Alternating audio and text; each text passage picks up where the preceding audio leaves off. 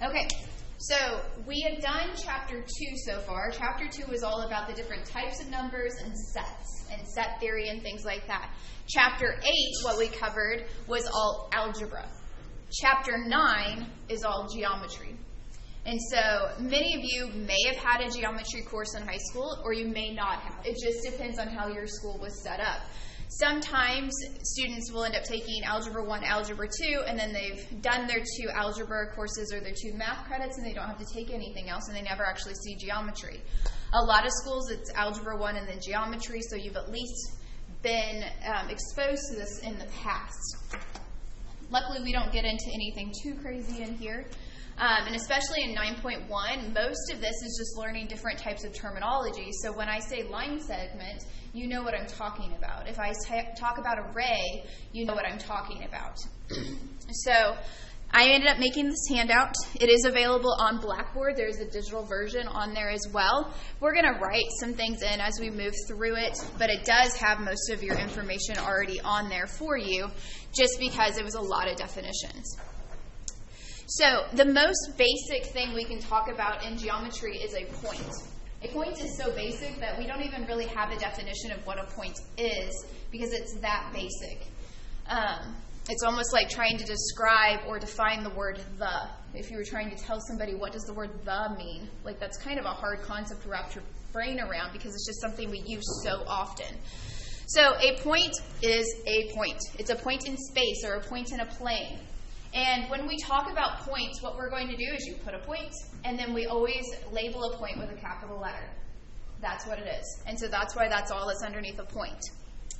The next progression from a point is going to be a line.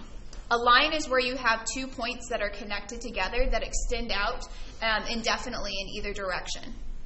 So lines are different than line segments, which we're going to talk about in a minute, because on a line, notice we have this arrows going off on either side. That means they continue in whatever those directions are. A line, you have to have at least 2 points. When we graphed lines, we have to have at least 2 points on our Cartesian coordinate system in order for us to actually graph those lines. Okay. So when we are labeling or talking about lines, we do use the 2 capital letters of 2 points that live within that line, and then we usually stick a line over the top. Now, lines have arrows on either end. That may seem like it's nitpicky, but it's not, because line segments don't have arrows. And so there is a differentiation here. So whenever we are talking about a line, we need to make sure we put arrows on the end, and then you put the 2 letters underneath. The order of your letters do not matter when it comes to your lines. So line AB is the same line as BA. It doesn't matter the order. The next progression will be a plane. We're not going to talk a lot about planes. Usually we stick within the same plane when we're talking about our shapes in this geometry that we're going to be doing. But a plane consists of at least 3 or more points that can all be connected together. And so this would be plane A. I said ABC. That is a typo. That's ADE. I need to go back and check that. I guess I could put the points B and C in there and it would be okay. Or a lot of times planes are designated with a Greek letter, a lowercase Greek letter. This one's alpha, and so we would call this plane alpha.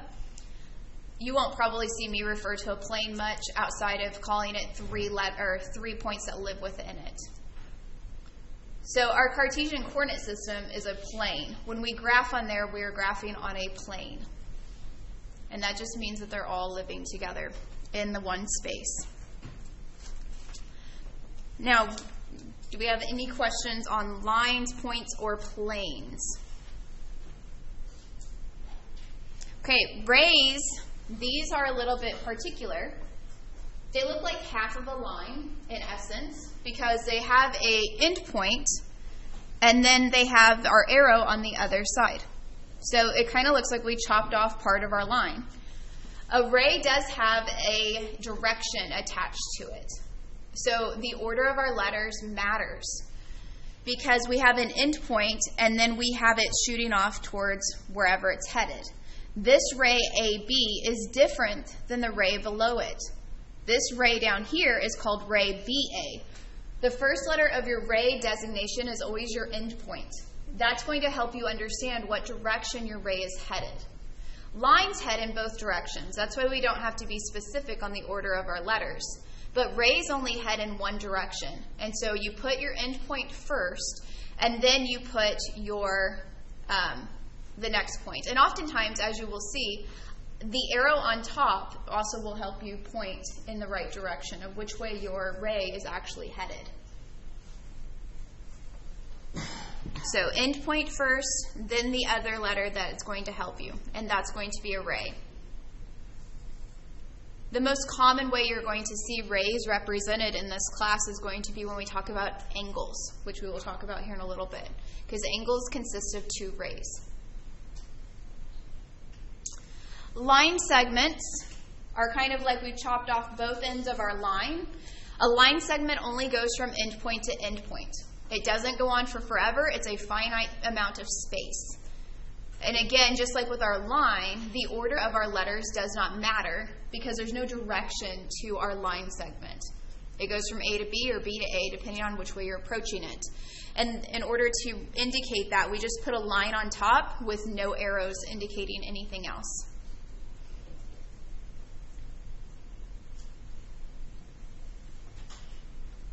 All right.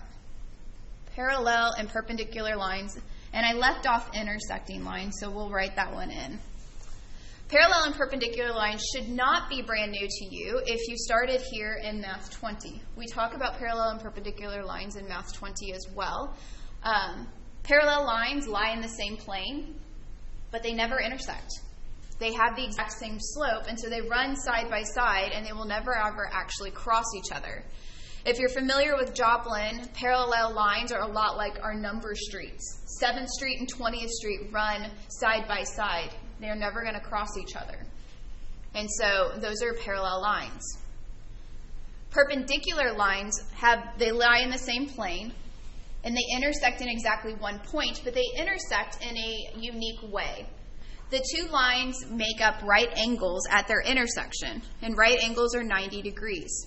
These have negative reciprocal slopes. So these are very, very particular in that they make this really nice, crisp center intersection. This is like our Cartesian coordinate system. That is a set of perpendicular lines. If you think about Joplin, 7th Street and Range Line, those are perpendicular. The way that those intersect, they intersect at a nice, crisp intersection. You can do right and left-hand turns that are very nice 90-degree angles. A street that is not parallel or perpendicular but would be called intersecting would be like Murphy Street, which runs all higgledy-piggledy through Joplin. It doesn't really obey any of the rules. So intersecting lines, they lie in the same plane.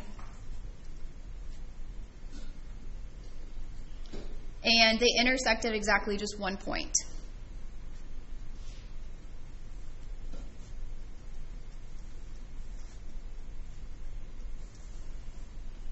So perpendicular lines are intersecting lines. They intersect at exactly one point. Perpendicular lines are just a more specific version of an intersecting line. You can have intersecting lines. Actually, we have a picture below of intersecting lines right here. These two lines cross at exactly one point, but they do not cross in a nice perpendicular fashion. So they're not perpendicular, they're just intersecting. This would be like Murphy crossing 20th Street. That really dangerous intersection that I will avoid at all cost because people aren't looking exactly where they're going. Like the worst left turn possible. Yeah, exactly. So I will go down Connecticut and make my route a little bit longer just so I have stoplights and such because of that intersection. Yeah, I don't know what happened with Murphy and why it decided to be the way that it is. But Murphy is an intersecting street. A lot of times in math, you'll see parallel lines indicated with two lines that run side by side like this. Perpendicular is usually indicated with an upside down T because that makes the nice, crisp 90-degree angles. We don't usually have a symbol designated for intersecting lines because in general, we don't really talk about just intersecting lines all that often. We're more concerned with if they're parallel or perpendicular, or the other designation that we've used in the past is neither. Neither is these intersecting lines.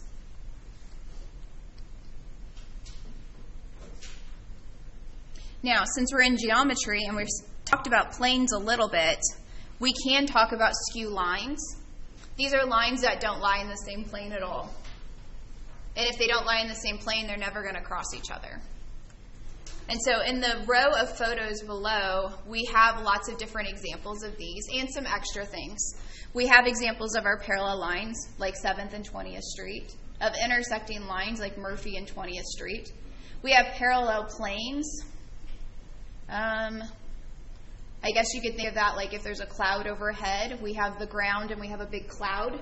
Those are two types of planes or areas. They're never going to cross. Then we have intersecting planes, and then we have skew lines. The skew lines is this bottom one down here in the back, along the back edge of this plane on the bottom, and then this top black line up here. They're in totally different spaces. It's kind of like thinking about a boat in the water while there's a plane in the air. You really don't want the plane and the boat to ever interact with each other. Those are skew.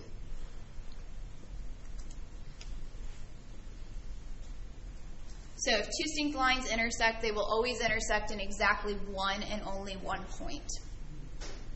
The main word in that sentence is distinct. We had lines in previous classes, like in Math 20, that laid right on top of each other, but that's the exact same line. They share every point. And so we wouldn't consider those distinct. Are there any questions on any of these before we move into angles, where we're going to spend a lot of our time this next week? Questions? Okay. All right, let's talk about angles.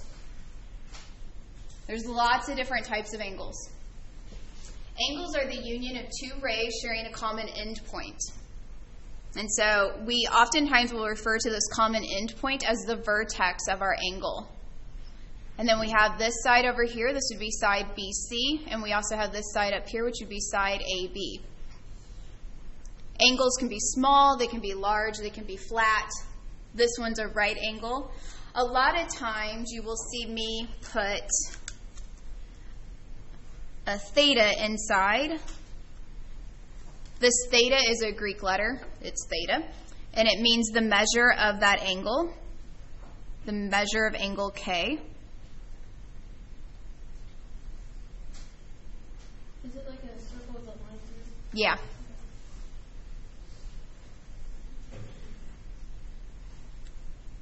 Sometimes you'll see M and then this angle symbol with the angle of the the vertex indicator there. So measure of angle K. A lot of times when we're talking about angles, we're just going to put angle E, or we'd put angle DEF. You either list an angle by its vertex, or you list the 3 points given to you on an angle with the vertex as your center, as that center letter. Is always how that's going to be represented.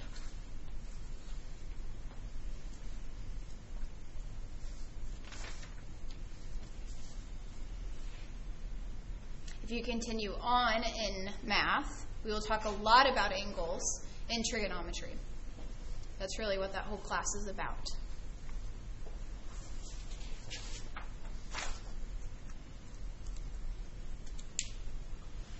And a lot of your homework in these next upcoming sections are all about finding angle measures. So we need to know, how do we measure an angle? We can measure length, using distance measurements like yards or feet or inches or whatever.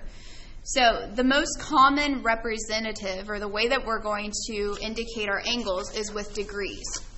Now, you can use radians. That's another form, but we will not be discussing radians in this class. This is more of a geometry base instead of a trigonometry base. And so we are going to talk about degrees.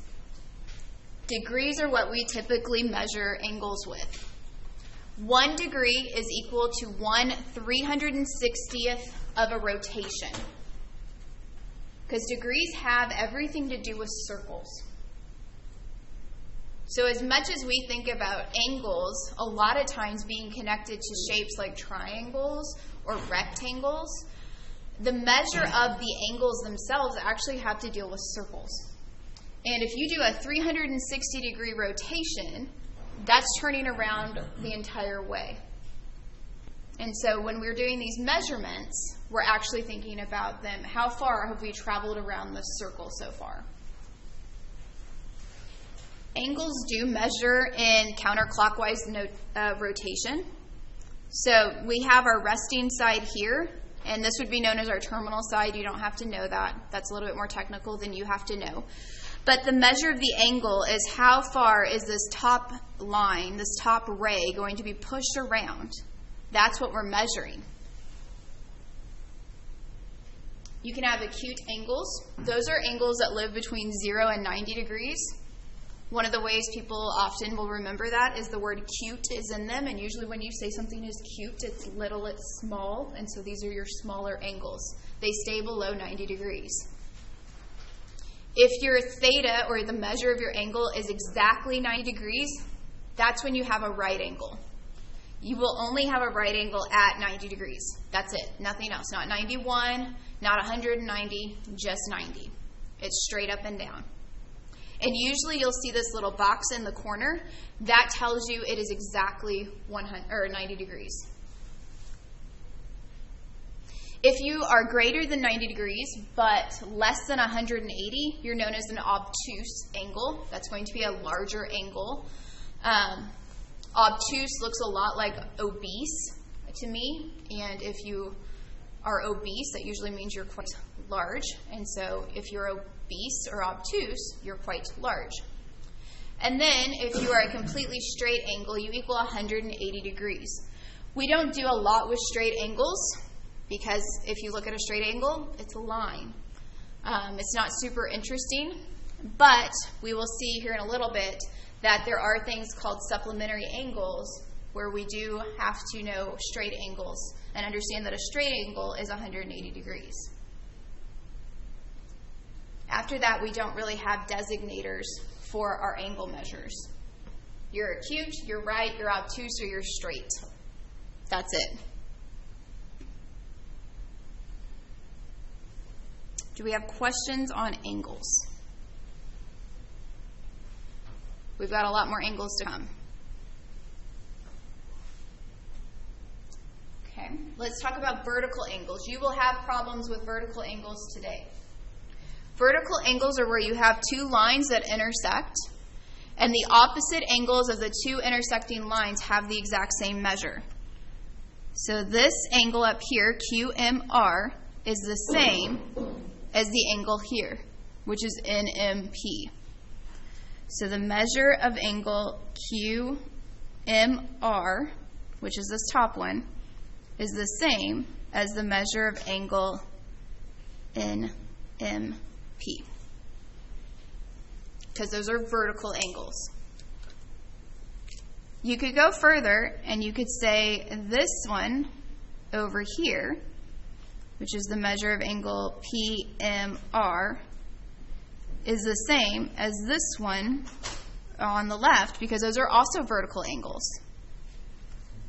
It's the measure of angle QMN. So if they're opposite of each other, then we can actually do some math and figure out what the measure of these angles are with some given information. So after all of these definitions, so many, we're actually going to do some math with this information.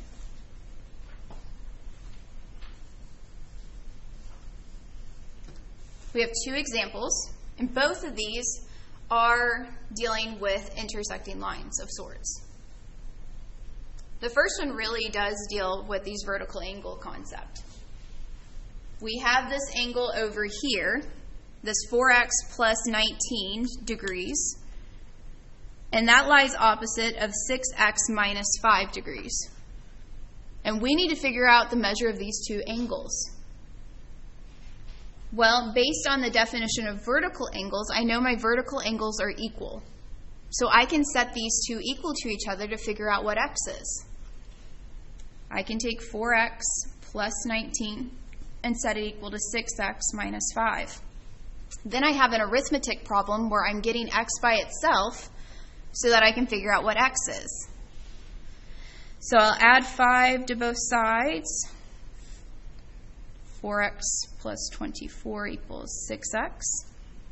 Subtract the 4x over because I need to get all my variables together. So I get 24 equals 2x. Then I'm going to divide everything by 2. And I get 12 equals x. Now, you want to be careful here. We have found x. We have not found either of our angles. So don't type x in, or excuse me, type 12 in as your answer. We're not totally done. This angle over here is 4x plus 19. So I need to take 4 times 12 and add to that 19. 4 times 12 is 48. And then 48 plus 19 is 67. I don't even have to figure out what 6x minus 5 is because I know these two angles are exactly the same. So this angle over here is 67 degrees as well because they're vertical angles.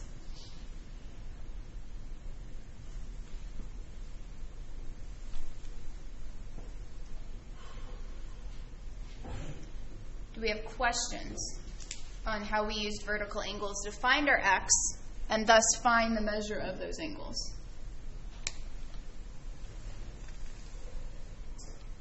Okay, B is not vertical angles.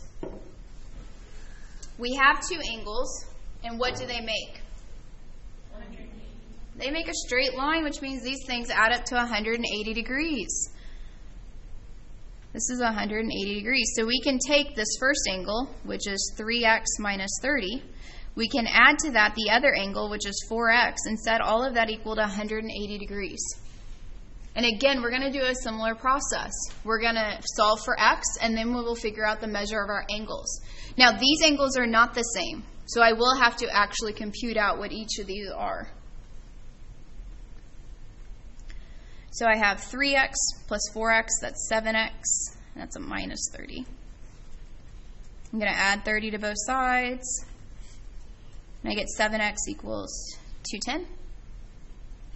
Divide by 7, and I get x equals 30. So if x equals 30, then over here with 4 times x would be 4 times 30. That's 120 degrees. And then you can go about finding the other angle in a couple different ways. I could type 3 times 30 minus 30 to figure out what this angle is. Or I can recognize, okay, well I have to take 120, add to that this angle to get to 180. So what is this remaining angle? It's 60. Because 60 and 20, or 120 will get me the 180. If you did 3 times 30, that gives you 90. 90 take away 30 is 60. So you'll always get there. Just depends on which way you want to get there.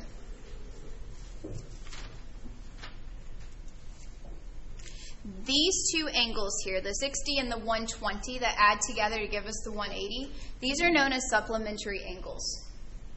They add up to 180 degrees. And those are actually the next two definitions that we have. It's supplementary and complementary angles. Complementary angles add up to 90 degrees. Supplementary angles add up to 180. So a complementary angle is going to add up to a 90-degree angle. And the way that I remember them or keep them straight in my head is the word complementary. It starts with a C. So it's going to go to 90 degrees. That comes first, just like C comes first in the alphabet. Supplementary, S comes later in the alphabet. And so supplementary angles will come later whenever you hit the 180 mark. You can figure out how to remember them however you would like. We just did a problem with the supplementary angles. That was the B problem we just did. Those were supplementary. This extra example right here, this first part, A, this is complementary. These two angles, the 12x and the 2x plus 20 degrees, adds up to 90. So we do a very similar process to what we just did. We'll take the 2x plus 20 plus the 12x and set that equal to 90 degrees to figure out what these two angles are going to be. 14x plus 20 equals 90. 14x equals 70. Oh, so x equals 5. Again, the x is not my angle measure. It is just simply the value of x. I had to use the definition of complementary angles in order to come up with my x. This bottom angle is 12 times x. So 12 times 5 is 60 degrees. And then again, you can do either process. I can say, well, 2 times 5 plus 20 is 10 plus 20 is 30 degrees. Or I can use the definition of complementary angles and say, well, if these have to add up to 90, 60 plus what gives me 90? 60 plus 30. And that's how we would find that one.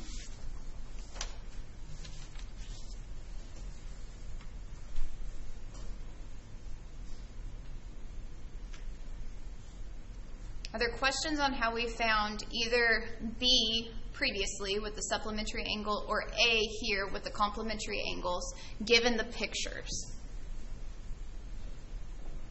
I think the pictures make it really nice, but we did throw in B here as well because sometimes they're going to give you words. And words are where it can get a little bit tricky.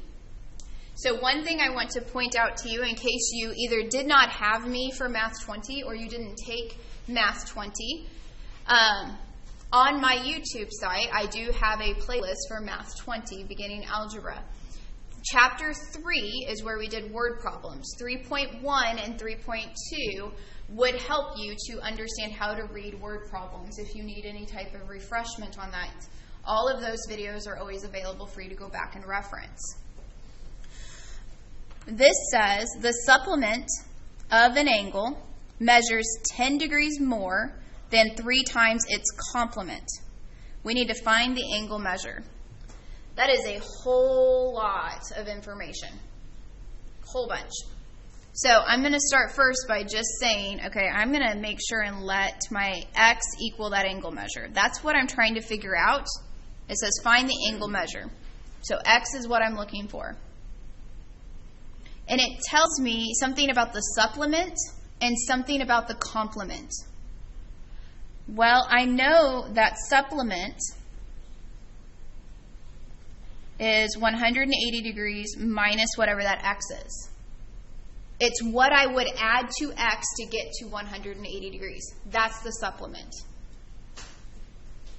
So if supplement is 180 minus my x, what would my complement be?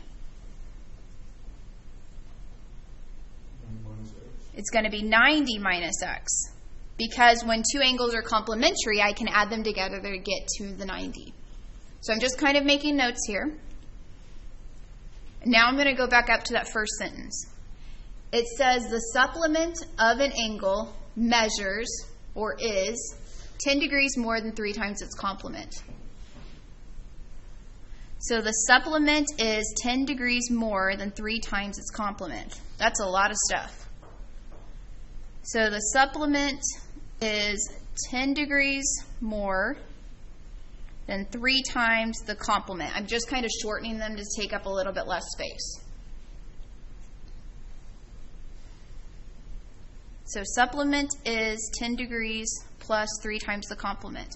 Well, my supplement is this 180 minus x. My complement is the 90 minus x. So all I did was a substitution here. Let me draw a line here so that doesn't get confusing. I said the supplement is, so what was the supplement? 180 minus x. 3 times the complement, well, that's 90 minus x. So I'm going to work the algebra here to figure out what my x is, because that's the measure of the angle. First thing I have to do is distribute that 3 over on the right-hand side to get rid of those parentheses. 3 times 90 is 270. 3 times a negative x is a negative 3x.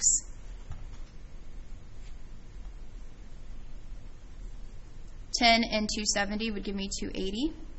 That's a minus, 3x. I'm going to do 2 steps at once here. I'm going to add my 3x over, and I'm going to go ahead and subtract this 180 over, mostly because I'm running out of space. Negative x plus 3x would give me 2x. 280 minus 180 gives me 100. Divide both by 2, and I find that x is 50. And in this case, that was what we were looking for because x is the angle measure.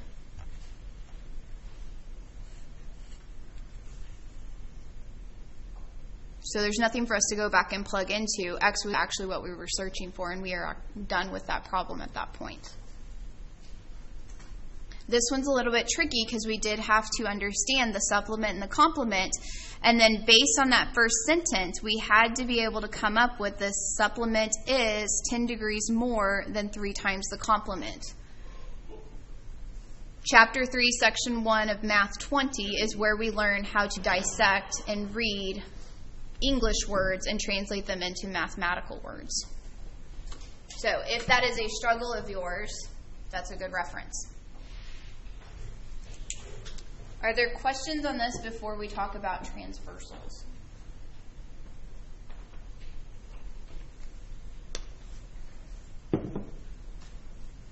Okay. Let's look at transversals. There's a nice table here with transversals.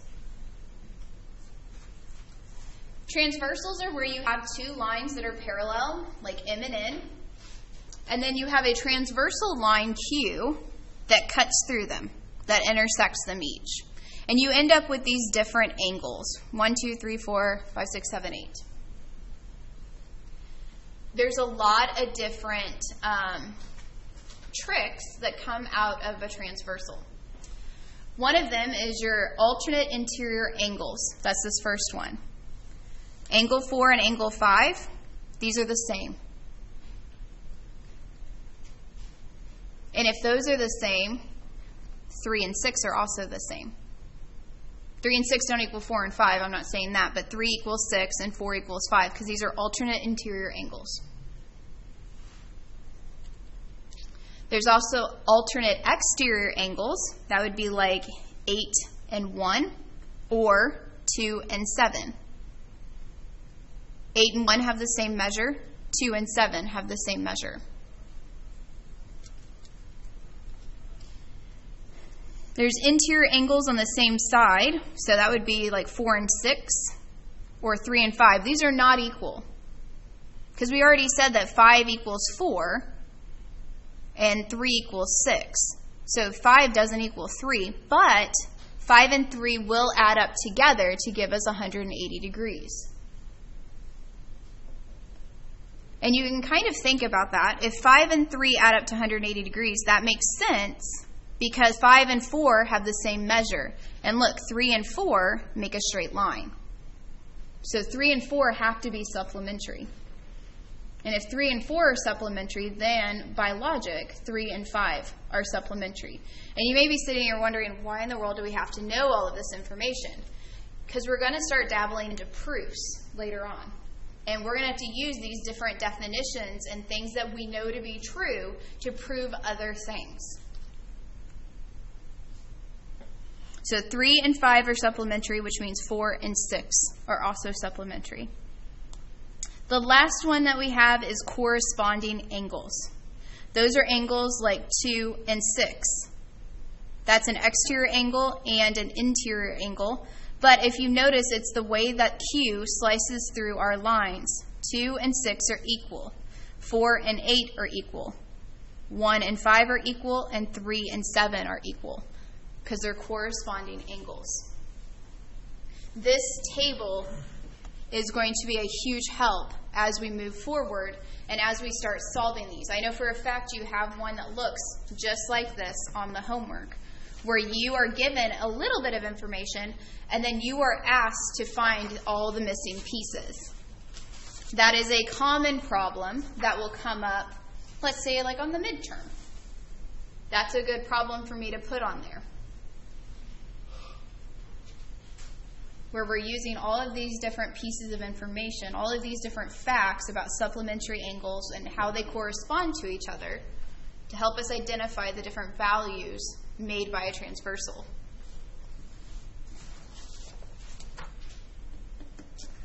So I'm going to go ahead and flip over because you guys have this in front of you so that we can do our example. Now there is an extra example listed in the handout that's not in my handwritten notes. I noticed that there was one like this on the homework, which is why I put it in here. And so we can go through this one as well.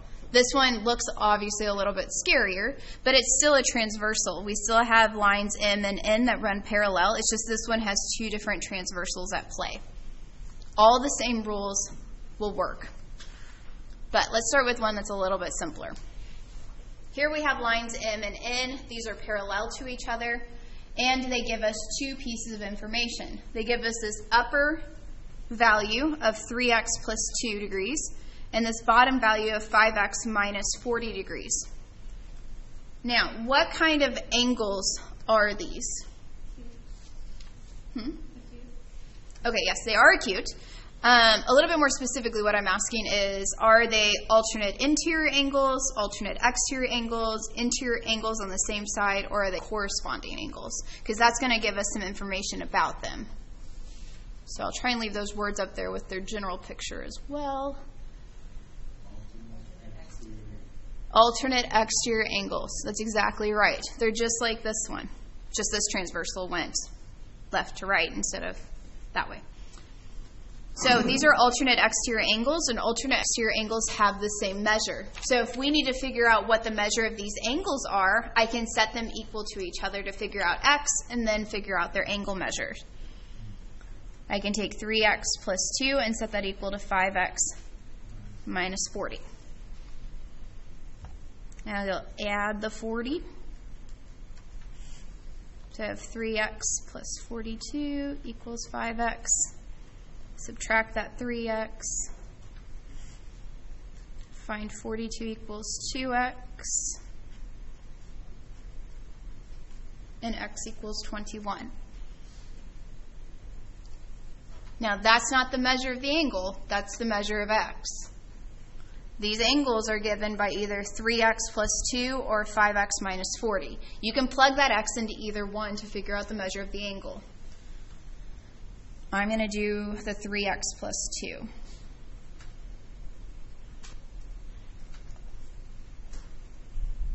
Three times 21 is 63. 63 plus 2 is 65 degrees. Once you've found one of your angles, you can actually find all the other angles for this entire picture. That's what it's doing down on this extra example that we'll work through.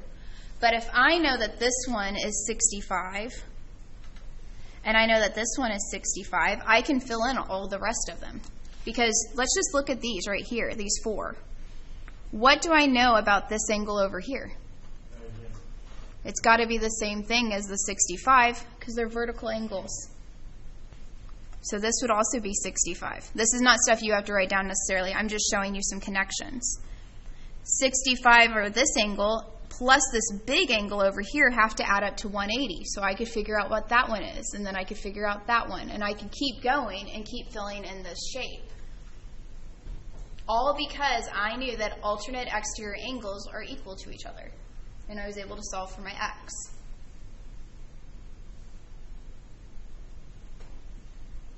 Do we have questions on this one before we do the extra one? Bless you. All right, the extra one says we have to use the sketch to find the measure of every numbered angle. There are 10 numbered angles. This one shows up on a test that I give in college algebra. This is a good one to understand how to do in terms of midterm final exam style stuff. It tells you to assume that M is parallel to N, which we have to have in order for it to be a transversal situation. So when I look at this graph or this picture, what I'm going to start with is whatever they've given me. And what I mean by that is I know for a fact that this angle right here is 120 degrees. And from this angle, I can figure out some of the other angles that are right there next to it. I know what angle 7 is, 8 is, and 6 is. Does anybody want to take a stab at any of those? And over here, I'm going to write measure angle 1. I'm going to write down all of these so that we can fill them in.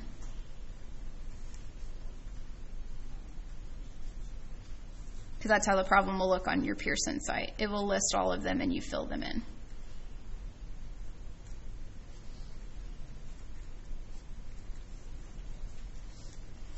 So we have 10 pieces of information we have to come up with. And I'm going to go a little bit out of order just simply because I know they gave me 120 as the measure of this angle.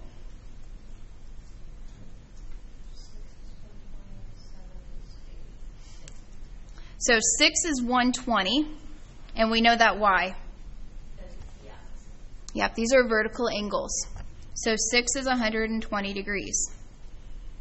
And then 7 was 8. Wait, what'd you say? 60. Yes. I think you did too. I think you said 80, but that's okay. We caught ourselves. How do we know that 7 is 60 degrees? Because 120 plus this angle of 7 have to give us a straight line. So that means 7 has to be 60 degrees.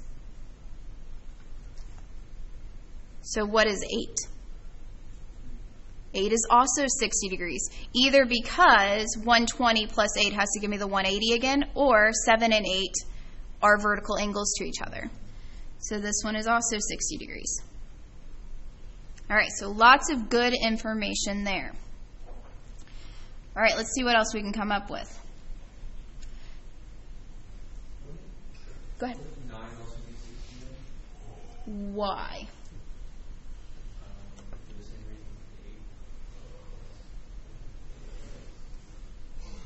8. How can we make that assumption? Like, you got to prove it to me. They might be right, but you got to prove it to me. I don't know if we're quite ready yet for 9, to be honest. I was going to shoot you down to 5. 5's going to be 55.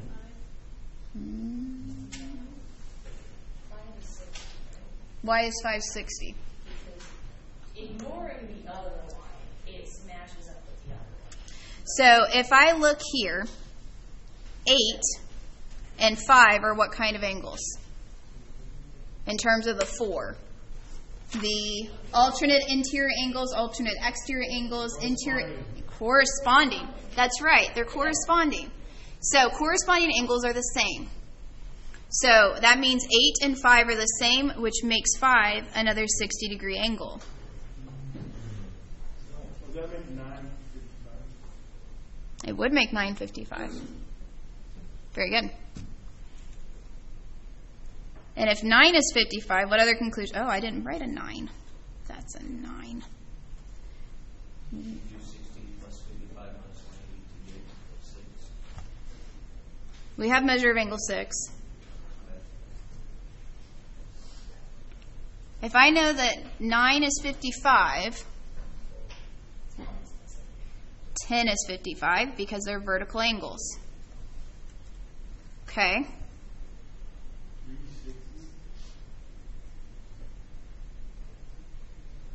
I'm listening. There's an angle of 360 because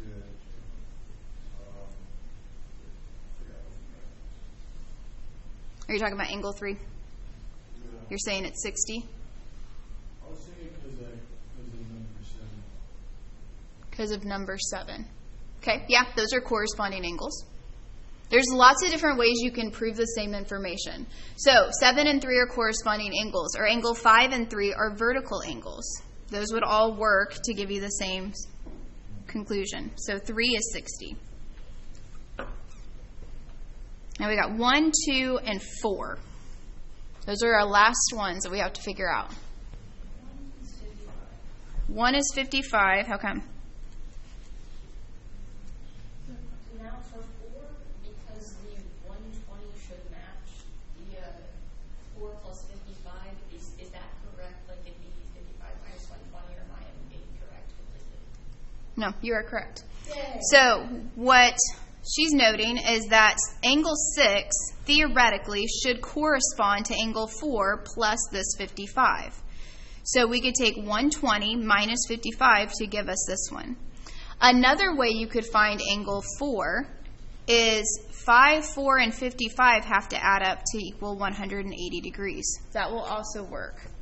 There's lots of different ways. You could look at it this way, where 4, 3, and 55 have to add up to 180 degrees. So lots and lots of different ways. So you said 120 is 55 plus 4. I like that method. 65? Yeah.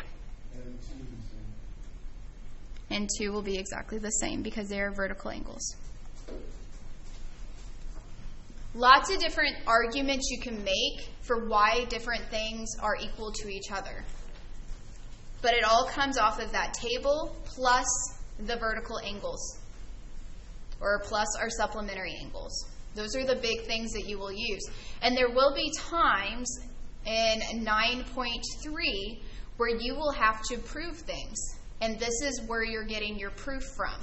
We know these different values based on our definitions of alternate interior angles or alternate exterior angles or corresponding angles and that kind of information. So what we're doing is we're starting to build all the information that we have so we can start proving things.